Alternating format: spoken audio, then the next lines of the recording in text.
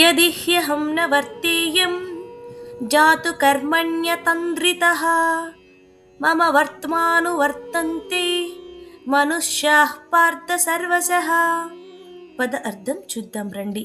యది హి నిజంగా, ఒకవేళ, అహం నేను, న వర్తేయం కర్మలో ప్రవృత్తి చెందకపోతే, జాతు ఎప్పటికైనా, కర్మణి అతంద్రిత అలసత్వం లేకుండా కర్మలో నిమగ్నుడై, మమ వర్త్మ నా మార్గాన్ని, అనువర్తంతే అనుసరిస్తారు, మనుష్యాః మనుషులు, పార్థ ఓ అర్జున, సర్వశః అన్ని విధాలుగా.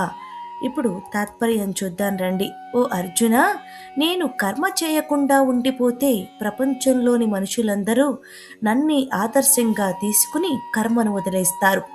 నాయకుడు లేదా ఆదర్శ వ్యక్తి ఏ మార్గాన్ని ఎంచుకుంటాడో సమాజం అదే మార్గాన్ని అనుసరిస్తుంది. అందుకే కృష్ణుడు చెబుతున్నది, తాను కర్మ చేయడం తన అవసరం కోసం కాదు, ప్రపంచం దారి తప్పకూడదనే బాధ్యత కోసం. ఇది మనకిచ్చే సందేశం ఏంటంటే, నీ చర్యలు నీకే కాదు, ఇతరుల జీవన దిశకు కూడా ప్రభావం చూపుతాయి అని ఇక్కడ కృష్ణుడు స్పష్టంగా చెప్తున్నారు. హరే కృష్ణ.